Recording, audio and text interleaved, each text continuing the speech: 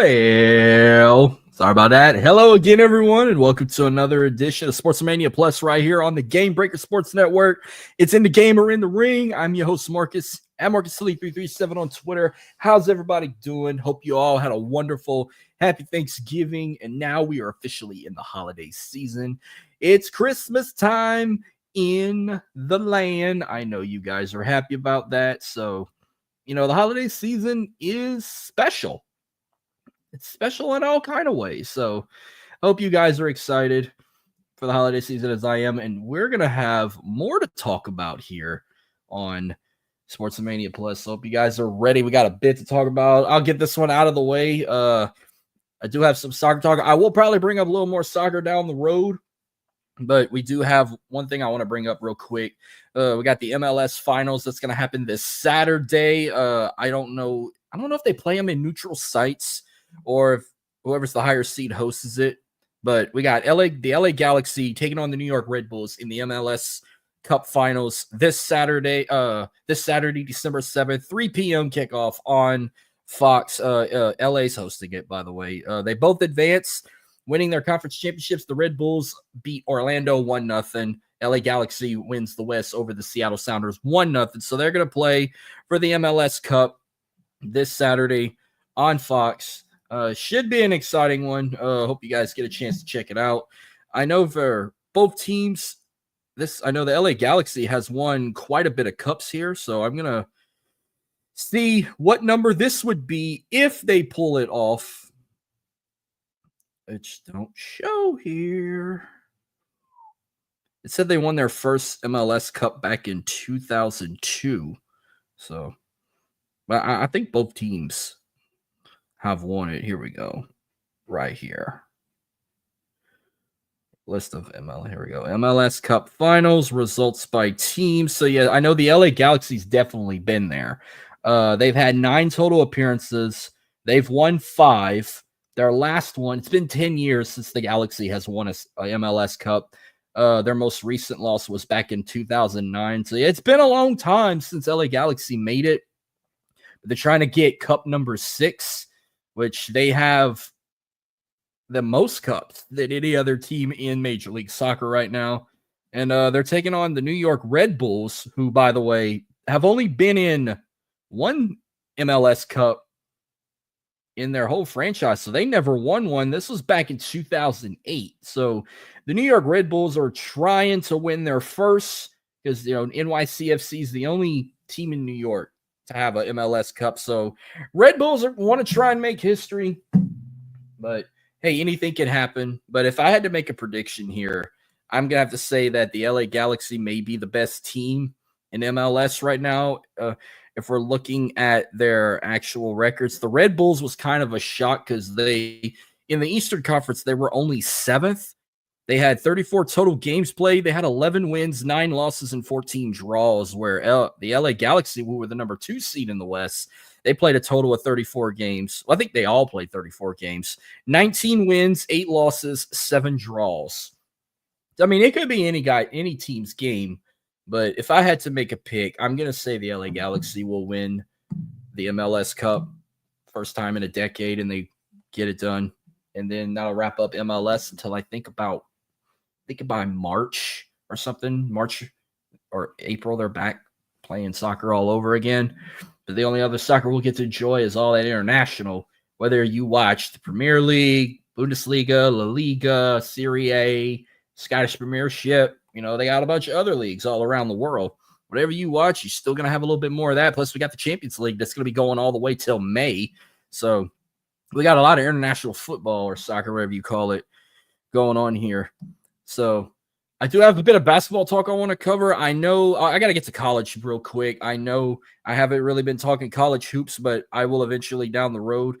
During this time of year, they always have like 2 conferences will come together. Like the SEC and the ACC always do what's called the SEC ACC Challenge. Hell, even the Big 12 and the Big East do something as well. This is only 2 days worth of the challenges going on. Well, the SEC had a dominant performance on Tuesday, December 3rd, yesterday. A couple final results, even LSU got the win. the SEC was just one game shy of a clean sweep on the first night. LSU beat Florida State 85-75. Arkansas beat Miami 76-73.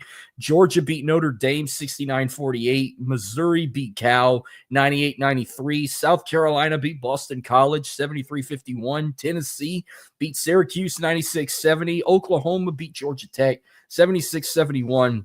Texas A&M beat Wake Forest 57-48. Ole Miss beat Louisville 86-63. And of all the basketball programs in the SEC, one of the most dominant ones of all, Kentucky, falls 70-66 to Clemson, keeping the SEC 10 in a row, 10-0 on night one. SEC finishes 9-1. Damn it, Kentucky. As of right now, the SEC continuing to roll on. Alabama just beat North Carolina 94-79, while Florida beat Virginia 87-69. There's 4 more games going on. I know they got a hell of a matchup right now with Duke and Auburn. Duke's up right now by 2, 32-30. They're all Mississippi State kind of blowing Pitt out at the half, 47-25. Looks like Texas is going to lead at the half, 33-31 over NC State. And Vanderbilt and Virginia Tech back and forth, 36-33. Vandy's leading.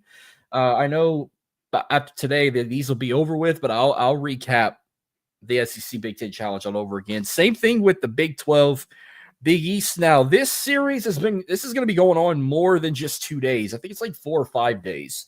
They only had 2 matchups yesterday.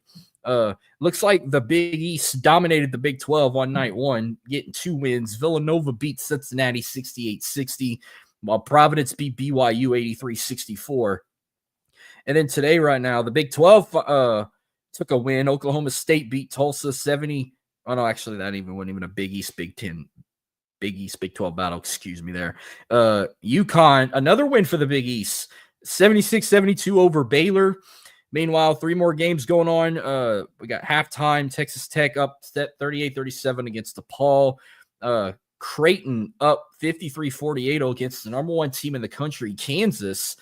And Iowa State up big, 78-67 right now with Marquette. Iowa State look like they're going to close in on this one. And the Big 12 will finally get a win in this battle.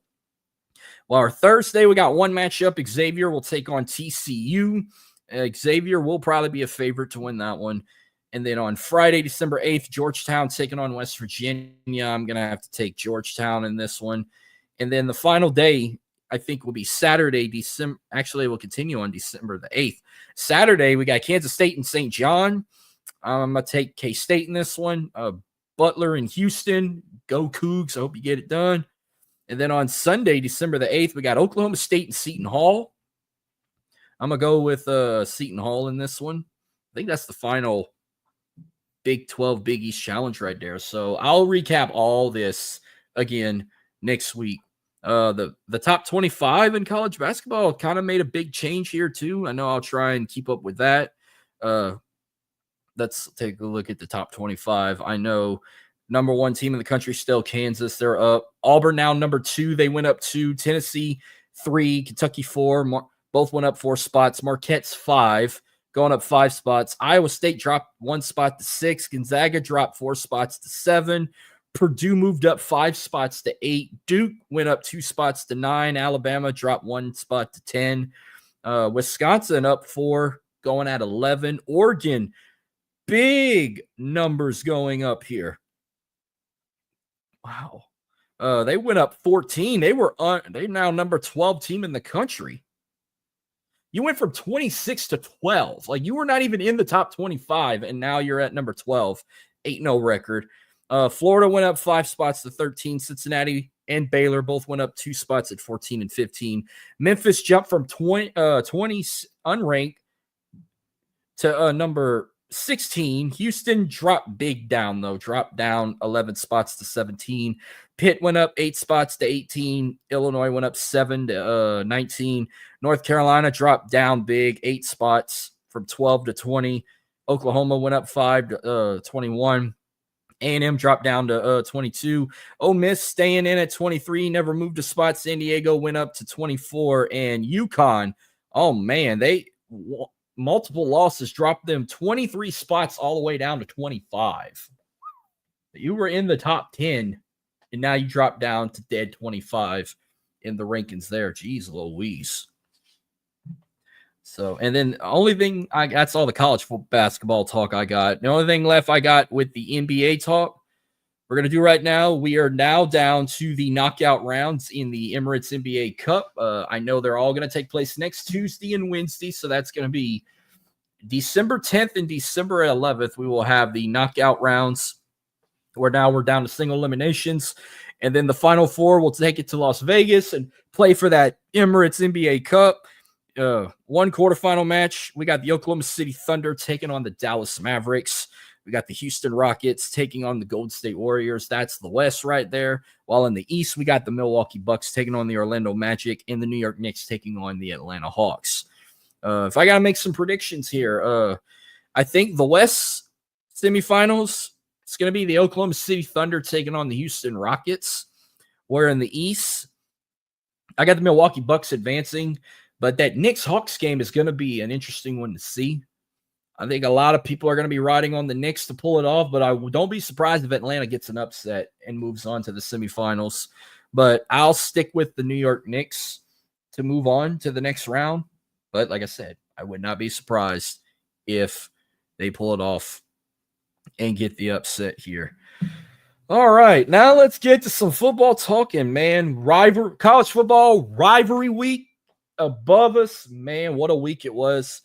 I'll talk about one team that closed out their regular season that did not play a rivalry, LSU.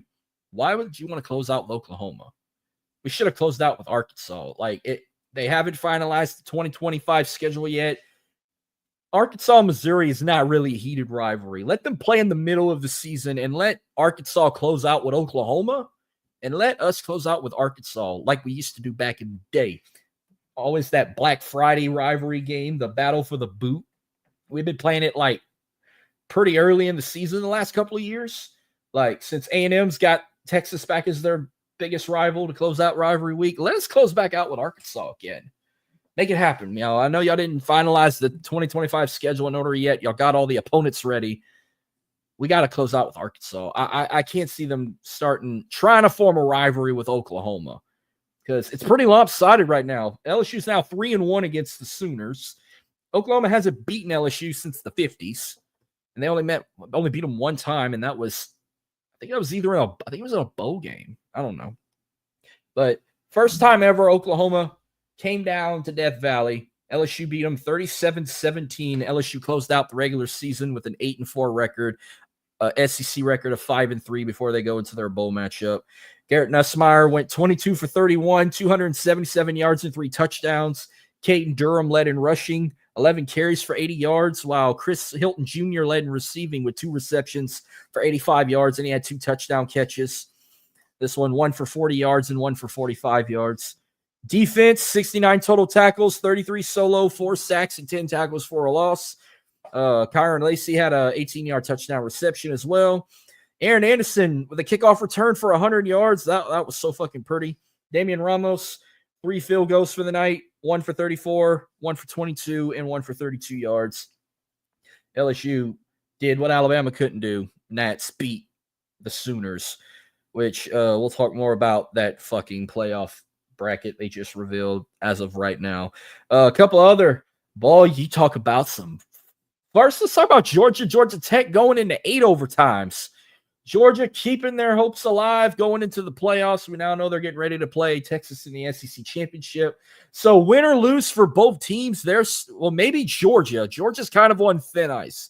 Georgia loses this matchup, they could possibly be out of the playoffs, but I think they got it locked in.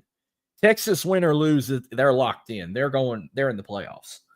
I'm going to have to keep an eye on Georgia there, because as of right now, according to the bracket I saw, Georgia's still locked in, even if they lose this matchup. Bro, you talk about fights. Rivalry week don't get no better without fights. And it started with Michigan, Ohio State. Michigan, 4 consecutive years beating Ohio State. Ryan Day just cannot beat the Buckeyes. Cost them a trip to the Big Ten championship because they were worried about the Big Ten title game more than their biggest rival. And you got to love it when you beat your rival, you plant your flag on their field. and you get butt hurt and you want to start a fight, hey, you should have beat your rivals. You should have been focused on those guys. First off, fuck Ohio State. You fucked us over, and I'll get to that in a bit. I can't believe I even fucking picked you guys to beat Michigan.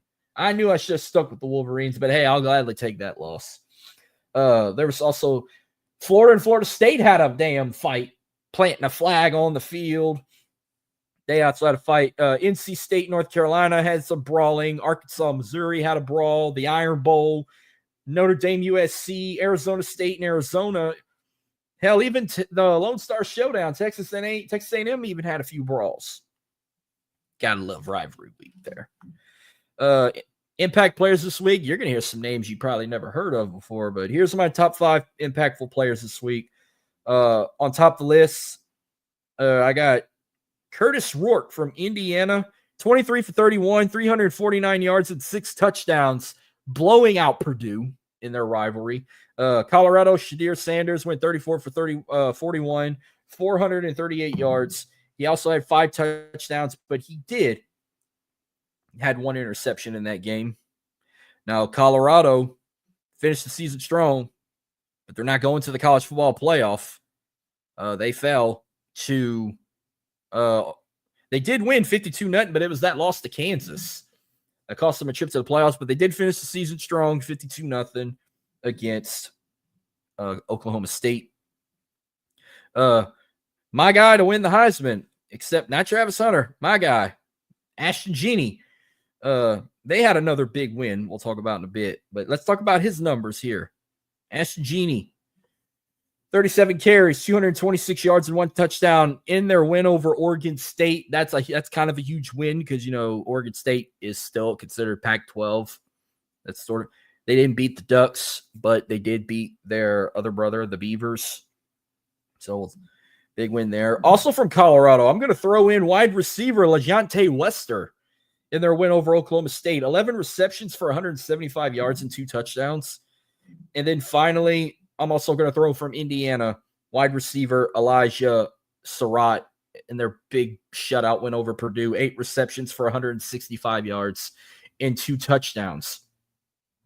Let's look at this bracket projection real quick. As of right now, the committee believes that the top 4 conference champions that'll get a bye, they're predicting Oregon wins the Big Ten over Penn State. They'll get the number 1 seed. They got Texas winning the SEC over Georgia, getting a 2 seed. The 3 seed would go to, they have SMU winning over Clemson. By the way, Clemson getting a free ride to the ACC championship thanks to Syracuse upsetting Miami. And then the 4th seed, they would give it to Boise State in their predicting them to win the Mountain West over UNLV. And then that 12th seed would go to the Big 12 champs, which they believe it will be Arizona State. Now, in the first round, they have Arizona State going to Penn State, where the winner would go to play Boise State. They have Tennessee going to Ohio State. They kind of flip that around because they want Ohio State to have a home playoff game so bad. The winner of that would go to Oregon. This is the one that pisses me off here. They put Alabama in that final spot at number 11 to go to number 6 Notre Dame, where the winner would play number 3 SMU. They're trying to give Alabama the easy ride. And then finally, they have Indiana at number 10 going to number 7 Georgia. So they believe that Georgia will still be in the playoffs despite a loss to Texas in the SEC championship and a possible rematch, a 3rd meeting with Georgia and Texas. Georgia won the first meeting back in Austin. We're getting a second meeting this Saturday in Atlanta. And now they would possibly play a 3rd time if they can beat Indiana, if this stands. And I know a lot of people like me were bitching about Alabama being a 3-loss team back in the playoff picture because unlike Miami, Alabama has played top 25 teams this season and beat them. Miami, I don't even think even played one or even beat one, despite Alabama's 3 embarrassing SEC losses to Vanderbilt, Tennessee, and, of course, Oklahoma. 2 out of the 3 LSU beat with no problem. I would love nothing more than Notre Dame to fucking upset Alabama, but I still don't think they can do it. Alabama's just going to get shotted, roided up. Jalen Milroe's going to play like he's a Heisman contender, and Ryan Williams playing like he's Rookie of the Year. This is the type of Alabama team you don't want to fucking play, especially when they're being shit-talked in the dirt, saying that the dynasty's over. They wasn't going to be shit with Saban gone, and Kalen DeBoer ain't bringing them nowhere. Well, they're about to get a fucking bump into the playoffs, and I feel like it's going to get chaotic, but I might be wrong. Some people are saying if Clemson upsets SMU, Clemson will get that bye, and SMU will still be in the playoffs. They don't think SMU is going to get bumped that hard down, but it could bump Alabama out of the playoffs. So I want to take a shot in the dark in that, but something tells me SMU might fucking beat Clemson. And if that happens, then Clemson's not going to the playoffs, and they could still leave Alabama in there. There's got to be another way. Like, we're going to have to think of something here. Like, because to be honest with you, I don't fucking want Alabama in the playoffs. My hatred for them is off the chart. You wouldn't believe. And Clemson will be a favorite because they're going to be in Carolina. But looking at the numbers of that, SMU is a 53.7% favorite to beat Clemson. Like, and before we get to them predictions, because I want to say more about it, let's look at the stat leaders this week as we head into conference championship week. Your offensive leaders, meanwhile, in passing, here's your top 5. Chandler Morris from North Texas at 3,774. At number 4, Jackson Dart from Ole Miss at 3,875. At number 3, Shadir Sanders at 3,926 out of Colorado. Number 2, Cam Ward out of Miami with 4,123 passing yards. And leading this season, this week, in passing, Kyle McCord out of Syracuse, 4,326 passing yards. Your top 5 leaders in rushing this week. At number 5, we got Taj Brooks out of Texas Tech with 1,505 rushing yards. Number 4, Caleb Johnson from Iowa at 1,537. At 3, RJ Harvey from UCF. Add 40 more yards to that, 1,577 rushing yards. Omarion Hampton out of North Carolina, runner-up at 1,660 yards. And another week leading in rushing this season, Ashton Genie, my pick to win the Heisman, out of Boise State, 2,288 rushing yards. Meanwhile, your top 5 leaders in receiving so far. At number 5, Travis Hunter, another Heisman favorite out of Colorado, 1,152 receiving yards. At number 4, Eric Rivers from Florida International at 1,172.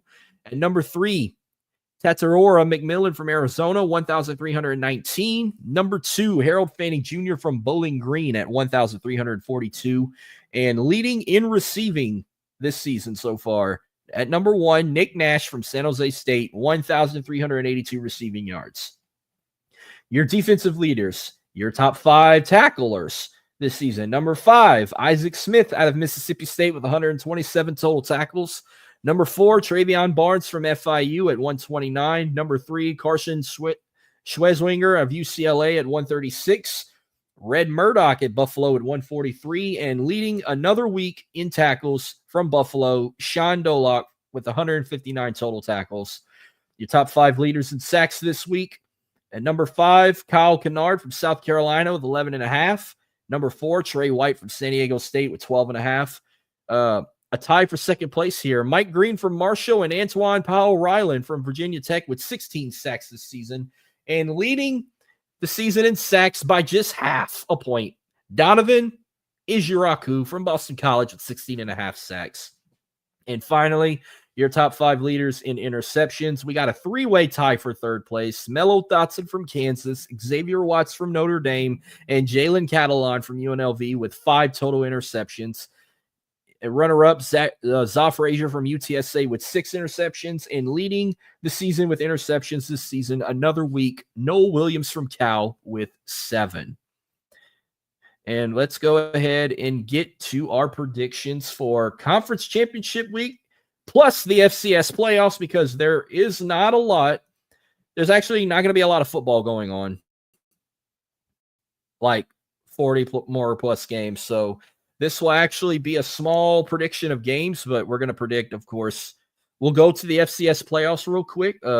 Overall, I went 28-11 in week 14, and that's including the FCS matchups. Here, go back FCS real quick. Illinois State beat Southeast Missouri 35-27. Central Connecticut beat Rhode Island. By the way, oh, wait a minute. I already did all this. Did I not update this shit? Oh, my God. Are you... Oh, never mind. I did update it. I'm sorry, guys. My apologies. Sorry. Illinois State beat Southeast Missouri 35-27. Rhode Island beat Central Connecticut 21-17. UT Martin beat New Hampshire 41-10. Lehigh beat Richmond 20-16. Villanova beat Eastern Kentucky 22-17. Tarleton State beat Drake 43-29. Abilene Christian beat Northern Arizona 24-0. And Montana beat Tennessee State 41-27 in this one. Now we get to the second round of the FCS playoffs. We start with Montana at South Dakota State. Why do I feel like this is a rivalry? And I know this is going to be a hell of a game. You can watch it on ESPN Plus. I think by the quarterfinals, you're going to start getting the FCS playoffs on national television. But I'm going to go with the defending champs. I'm going with Jackrabbits. South Dakota State advances. Villanova taking on Incarnate Word, the only Southland Conference champion still in here. Incarnate Word, a favorite, 10-2. Villanova 10-3. So I'm going with Incarnate Word to get a big win at home against the Wildcats. Rhode Island at Mercer down in Georgia. Rhode Island 11-2. Mercer 10-2. I went with Rhode Island on the road. Wouldn't even call it an upset there. UT Martin at Montana State. Are we really? Montana State 12-0. Montana State is my pick to win the FCS National Championship. I need to see. I don't even know if they're on the same bracket with either North Dakota State or even South Dakota State. But either way, I got the Bobcats. Montana State is my pick to win the FCS National Championship. They move on over UT Martin. Big win for the Bobcats.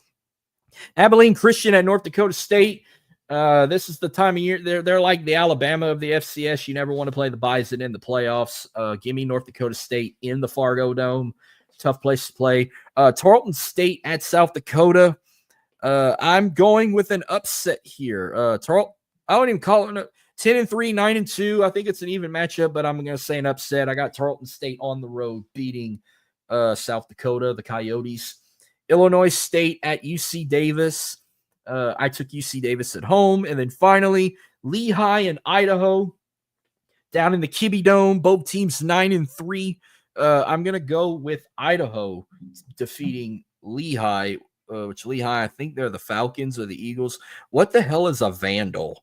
Like the Idaho Vandal. Let's see. Oh, is that like a king? A Vandal mascot? The current mascot is Joe Vandal in response to Title IX concerns. So basically, Vandal was just a person. So Joe Vandal. I don't fucking know. I don't even know why I care. I just know the Vandals. This is a weird name. All right, let's get to some conference championship predictions here. We got a couple of games on Friday. The rest will be played on Saturday. We're going to start with the Mountain West Championship game played at the Blue Turf down in Boise. Boise State hosting UNLV. Don't sleep on this, folks. This is going to be a fucking hell of a game to watch. Boise State looking for its first Mountain West Championship since 2012. UNLV, by the way, let me guys cut you off real quick.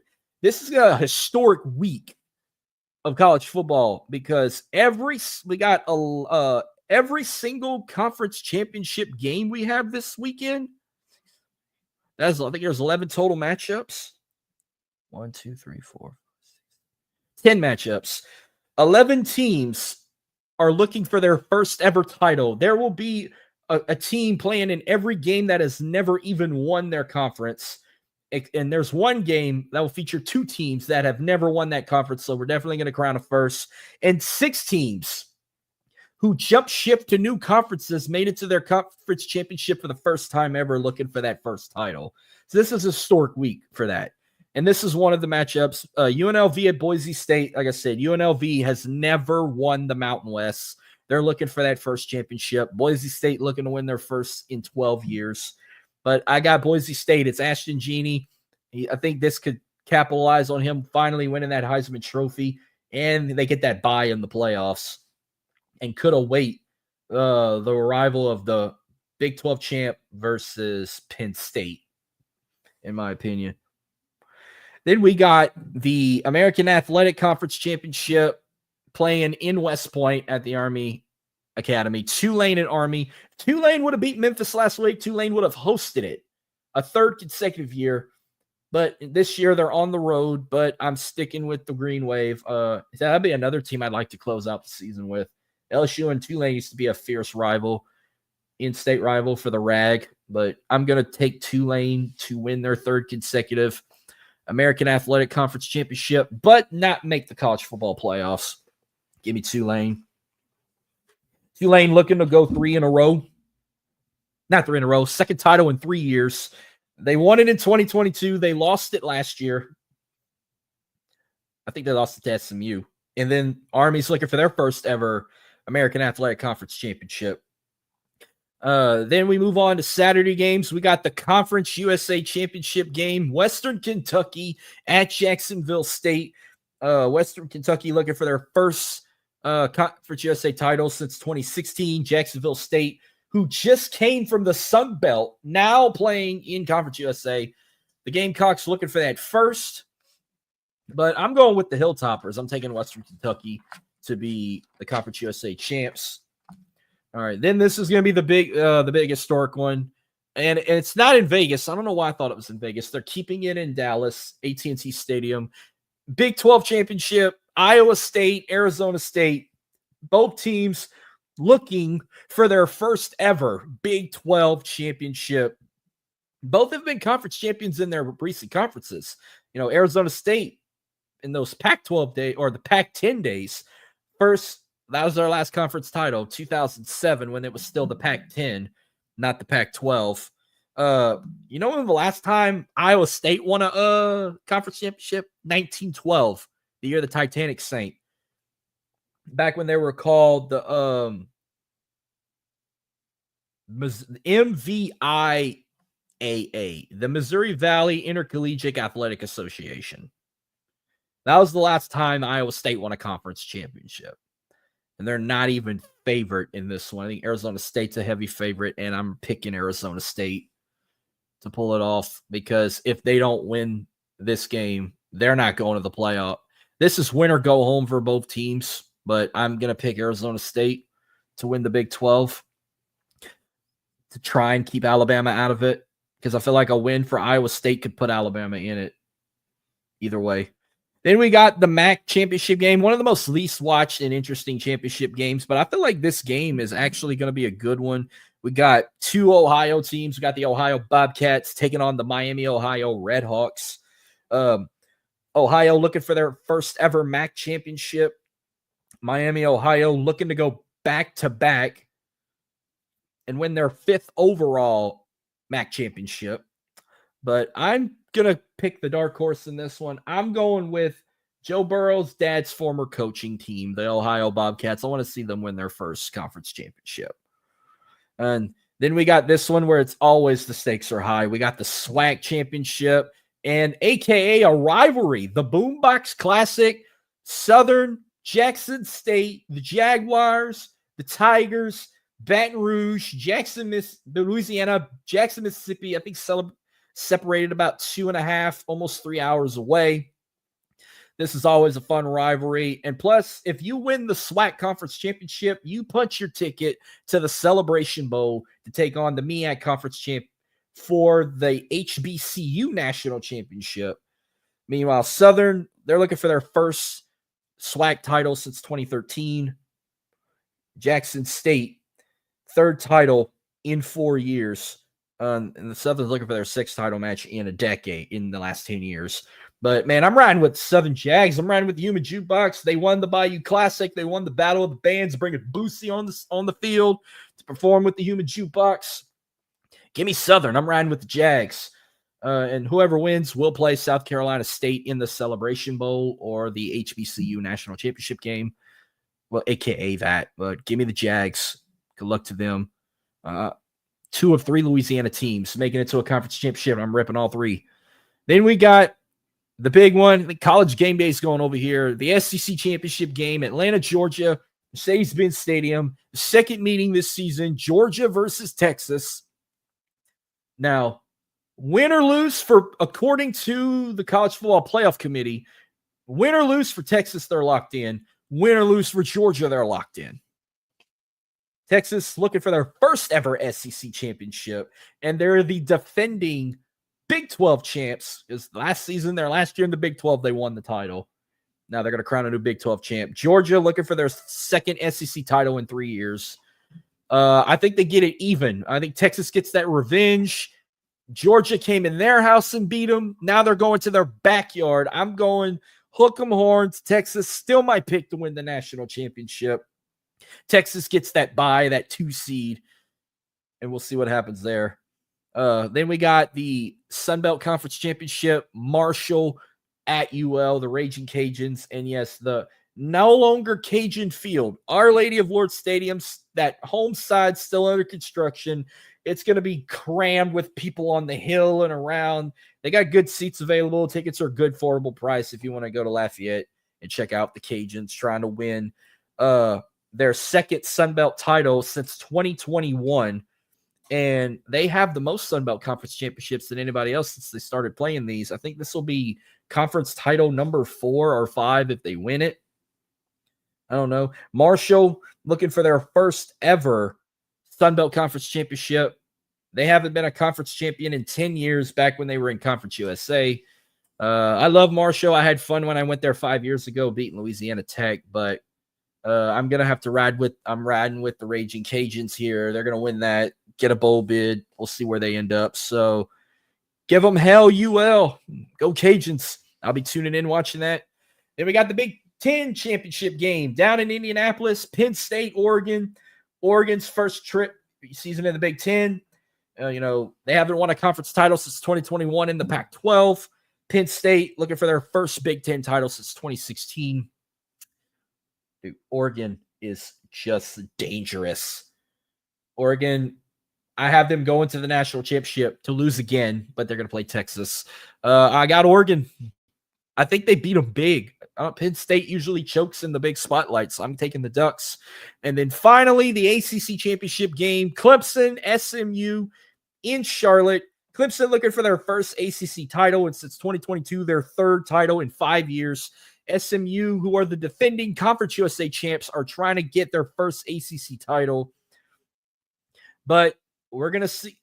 I picked SMU at first, but if there is a hope that if Clemson beats SMU, Clemson gets that bye.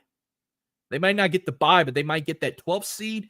I still think SMU could still be locked in, and Alabama gets out. I'm going to believe that, so I'm changing the pick. Sorry, SMU. I'm going with Clemson because I'm trying to keep Alabama out any way I can. So that wraps up my college football picks for conference championship week. And now we get to NFL talk. Week 13, coming off a long Thanksgiving week. I want to get this shit out of the way first. I want to jump straight to the Saints real quick. 21-14 loss to the LA Rams. Our season's basically already over. Taysom Hill suffered a serious injury. He's out for the rest of the season. 4-8 of the season.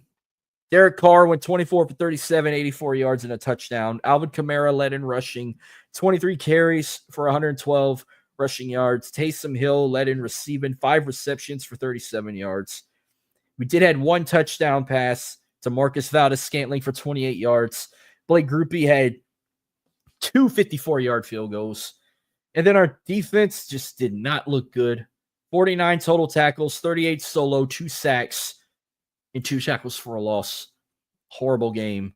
for the New Orleans Saints. But they are going to be a favorite next week when they go on the road to play the Giants.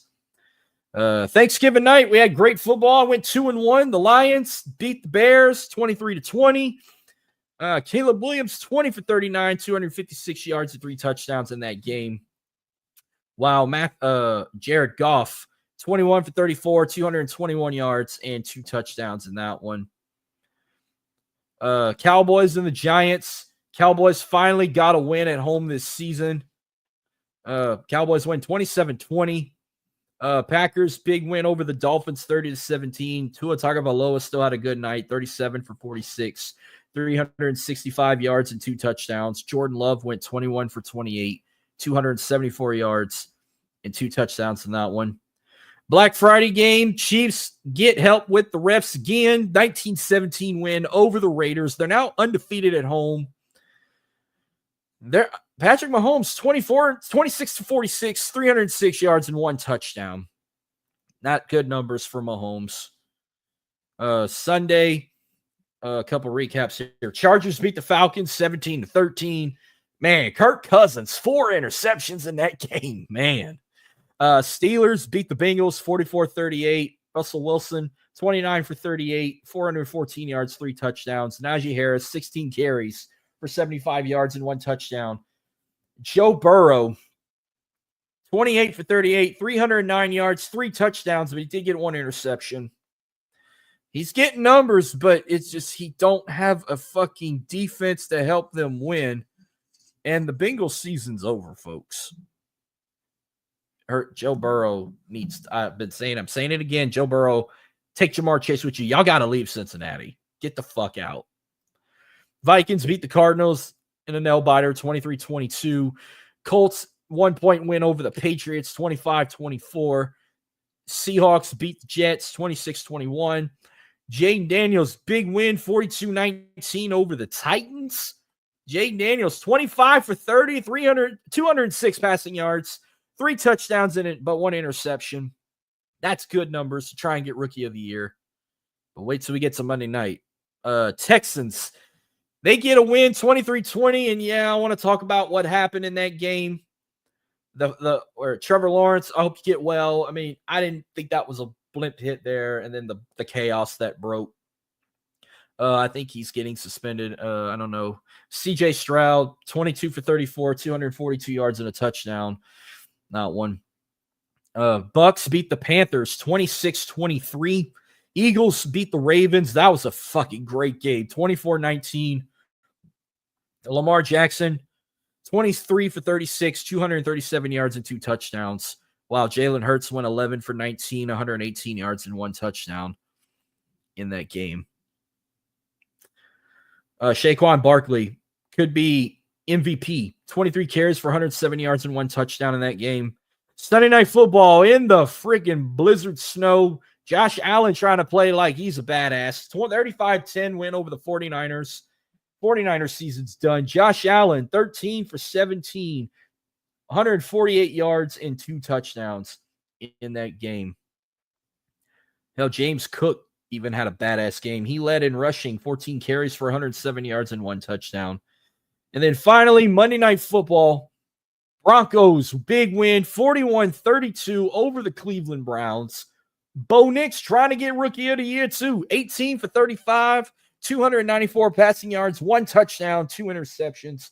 I think, as much as I love Bo Nix, I think Jaden Daniels won this week for trying to get Rookie of the Year. Jameis Winston, hell of a game for him. 34 for 58, 497 yards, 4 touchdowns, but he did get 3 interceptions. Those interceptions are going to hit him hard. But so far, season leaders so far for this week. As of right now, top 5 in passing. At number 5, we got Kirk Cousins at 3,052. At 4th, CJ Stroud with 3,117. 3rd, Josh Jacobs at 980. Geno Smith, at 3,241.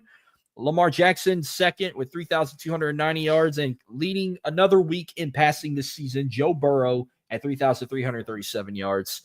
Your top 5 leaders in rushing. At number 5, we got Kyron Williams at 926. At fourth, Jahmyr Gibbs at 973. Josh Jacobs third at 987.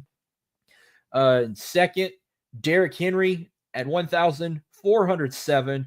And leading this season in rushing this week, a heavy favorite to win the MVP, Saquon Barkley, 1,499 total rushing yards this season.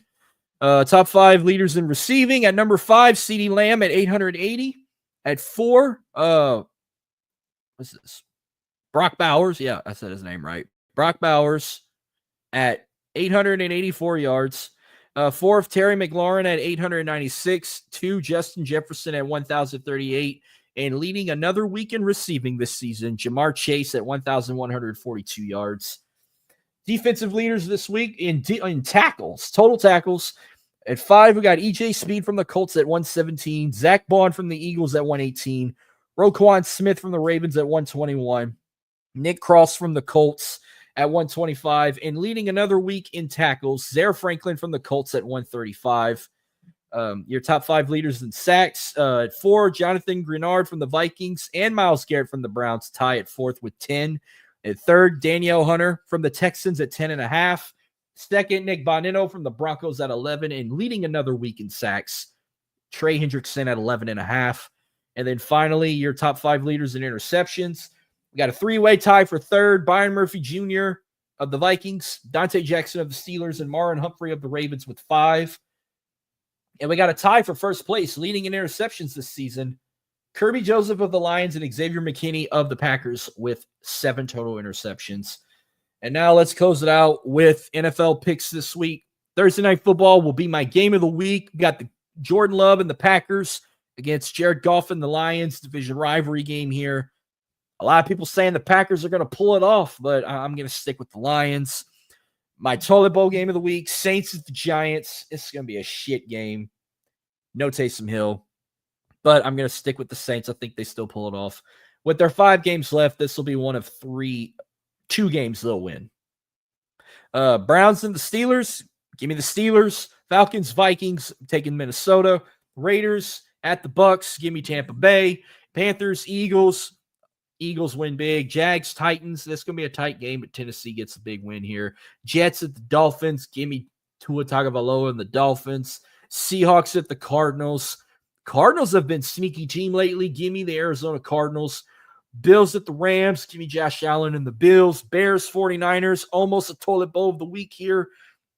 But 49ers are just garbage. Just give me Caleb Fingernail, Peyton S. Williams, and the Bears. Sunday Night Football division rivalry. Justin Herbert and the LA Chargers taking on Patrick Mahomes and the Kansas City Chiefs. It's in Kansas City at Arrowhead. Kansas City is going to win at home. Give me the Chiefs. The refs will help them. And then finally, Monday Night Football. Joe Burrow and the Cincinnati Bengals taking on Cooper Rush and the Dallas Cowboys. Cowboys will probably win, but I'm going to stick with the Cincinnati Bengals. I want the Cowboys to get another loss at home. Well, that will wrap up another week of Sports-O-Mania Plus. Again, follow me on Twitter at MarcusLee337. Follow Gamebreaker Sports on Twitter at GameBreakersNet. And follow them online, GameBreakerSports.net. Check out all the content with sports and wrestling. But I will catch you guys another week. Same time, same place, right here on my YouTube channel. 9 p.m. Central for another edition of this. Thank y'all, and God bless. Y'all have a good one.